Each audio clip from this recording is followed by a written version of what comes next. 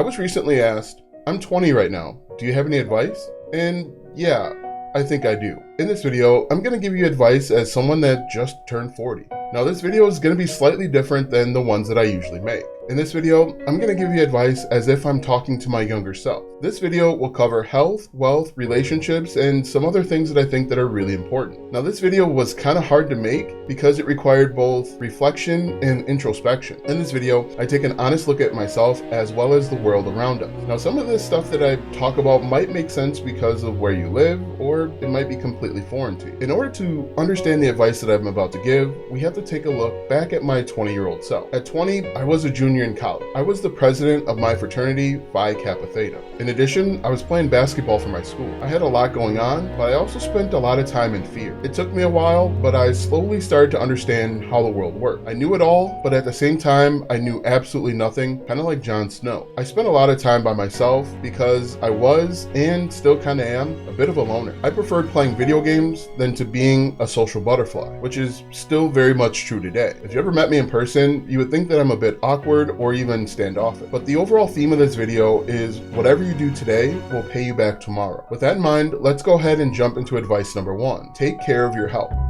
This seems obvious, but when you're 20 years old, you think you're strong. At least I thought I was big and strong. I could run and I could jump. I had this feeling of invincibility, which I think most 20-year-olds have. We feel like nothing can stop us. And for the most part, nothing can. But at 20 years old, now is the time to take care of yourself. Now is the time to start taking a look back at your family history. Take a look and figure out whatever problems your parents and aunts and uncles are going through, because most likely you're going to be on that same path. For example, my dad had a triple bypass surgery when I was about 9 years old. And ever since that time, he's had all sorts of things done to his heart. He had a pacemaker installed, and before that, he had stents and other minor procedures. Eventually, his heart was so weak, he was placed on the transplant list. However, a few years later after being added to the list, he was removed because he had a series of strokes and his body was just too weak for a new heart. He passed away a day before my kid's first birthday and Father's Day. So you can imagine the thoughts that were running through my head when I had to go to the hospital a few months ago because I had the symptoms of a heart attack. My mind jumped from situation to situation when he went through all of his various heart procedures and episodes. Reflecting back, thinking about how I let my family down because they were having to worry about me instead of focusing on things like finishing up school, going to work, and daily life. Now, I don't know your health habits, but what I recommend is that you make a slow change over time. I don't know your fitness levels, but I'd also recommend that you make slow improvement to your fitness over time. If I could look back, I would tell myself, knowing my family history, I wouldn't eat as much as I did and I wouldn't drink as much as I did, because what you do today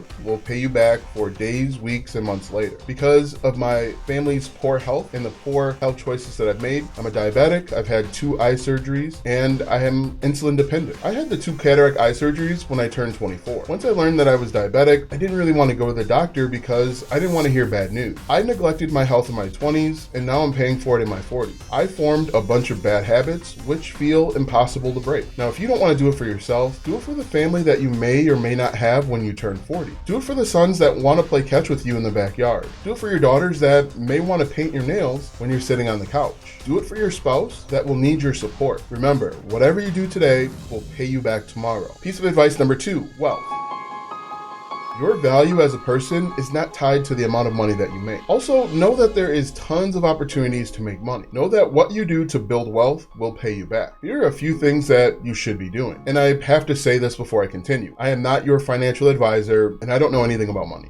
Number 1, learn a skill, become great at it, and then teach it to other people. If you want to be truly successful online, learn one skill. You will need to try all sorts of things, both physical and mental jobs. Think about things that you enjoy doing. Think about things that come easy to you. Think about 1 or 2 things that you're always spending time thinking about. Think about the things that you annoy other people about. Once you find your thing, become great at it. Dedicate yourself to learning everything that you can about that one thing. Become the go-to person for that thing. The wealthiest people in the world had an obsession about one thing. They weren't into all sorts of things, and they failed multiple times. But because of their obsession, they persisted. Number 2, don't chase the money. I spent a lot of time chasing the money, and because I chased it, I never caught it. Chasing money can make you compromise your morals, values, and ethics. For example, I once signed up a homeless person to take university classes. He had no official address, and his plan was simply to ride his bike to school to take classes and do his homework. Instead of saying, "You're probably not a good fit," I took his application. And because he had no money, he was saddled with student loan. I think about that student almost every day. Number 3, invest in the stock market. One of the best things that you can do for yourself is invest in the stock market.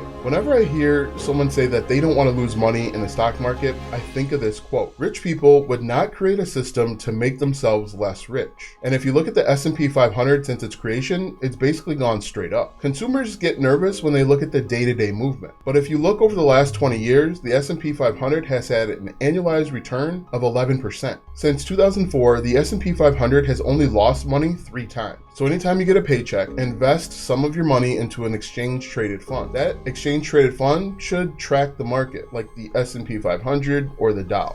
If your job pays you with direct deposits, have a separate account where the money automatically gets directly deposited for your stock investment. Then reinvest your dividends into the stock market. Number 4, ignore materialism. Because when you're 40, the stuff that you have when you're 20 just isn't gonna matter. When I was 20, I wanted the latest clothes. I wanted a super fast car. The clothes that I wanted when I was 20 are probably sitting in a landfill somewhere. And that car that I wanted has probably been broken down and recycled many, many times. None of the stuff that you purchase when you're 20 is gonna matter to you when you're 40. Buy stuff that you like and can afford. Number 5, don't count other people's money. One of the hardest parts of the internet is that everybody claims that they're rich. Everyone says that they make over 100K per year. Everyone has at least 10 passive income streams and they just sit on the beach all day. But if you make 100K per year, you're in the top 10% of all earners in the entire world. So somebody is lying, but it doesn't matter. As they say, run your own race. Be happy with where you are, but not satisfied. Keep learning, growing, and developing your skills, and chances are you'll get there. And if you never make it, so what? Making 100K in 1 year is hard. Making 100K consistently is even harder. Number 6, develop a crazy work ethic. The one thing that you can take from job to job to job is your work ethic.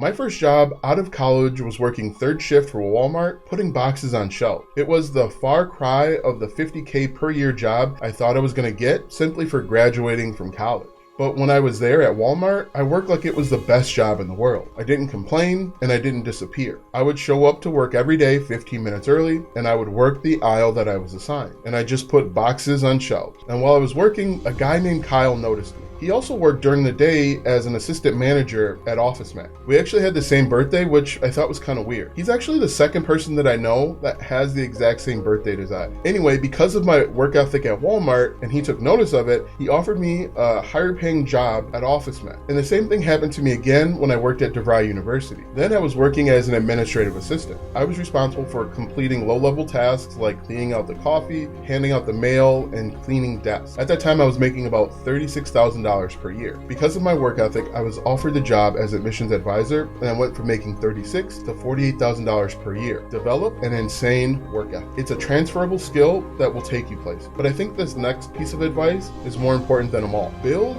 and rebuild relationships.